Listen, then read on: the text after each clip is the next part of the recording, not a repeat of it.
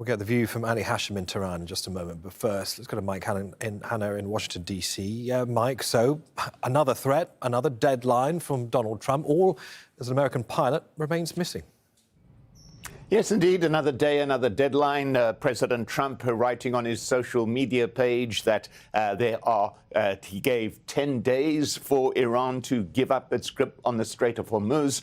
He says this period of time will expire on Monday.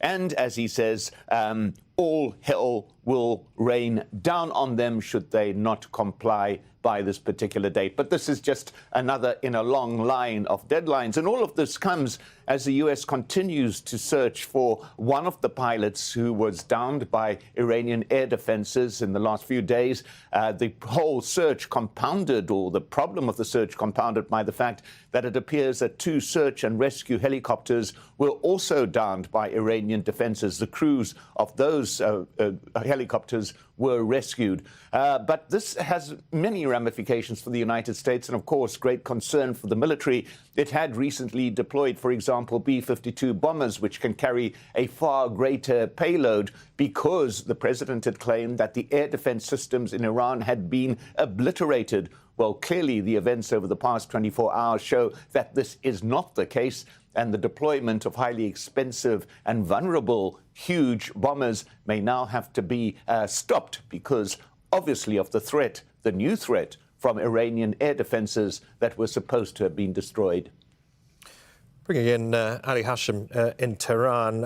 Ali, state media seems to have shifted from calling for the elimination of captured pilots to offering large cash rewards for their capture. I mean, what is Iran making of the downing of these US aircraft? Well, in fact, from the first hours, they've been putting money for who captures the pilots, and they've said that getting them safe and sound is actually more beneficial for Iran. Now, with respect to what happened yesterday, we've heard today the spokesperson for the armed forces, Ibrahim Zulfiqari, saying that Iran has a new system, a defensive system, and this has been repeated over the past days. Yesterday it was once again stressed, and today he vowed to reveal the new defense system. However, for Iran, this breaks a narrative, because there was an American narrative. President Trump says there are open skies, and Iran yesterday challenged this narrative with fire by downing at least or hitting 5 aircrafts, including downing 2, the F-15 towards the southwest of the country, and the A-10 in the, near Hormuz. Then the 2 helicopters shooting them without downing them, and also another A-10. So the Iranians were able to get around 5 aircrafts hit yesterday, plus several of drones. This is kind of turning the tide, changing the narrative for them, and this is adding more morale to the streets.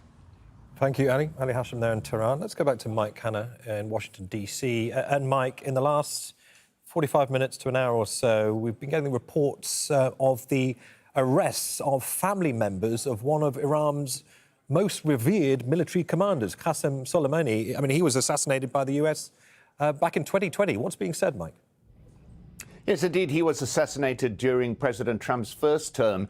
The State Department has released now an official statement saying that the green cards of Soleimani's niece and his grandniece have been revoked. The State Department claims that they have been actively supporting the Iranian government while living in Los Angeles. After their green cards were revoked, they have been arrested by the FBI and are now, it is believed, in federal custody. Now, this follows recently as well the revoking of the green cards of the daughter and her husband of Ali Larijani, the assassinated former security chief in Iran. They had their green cards revoked. They subsequently left the country.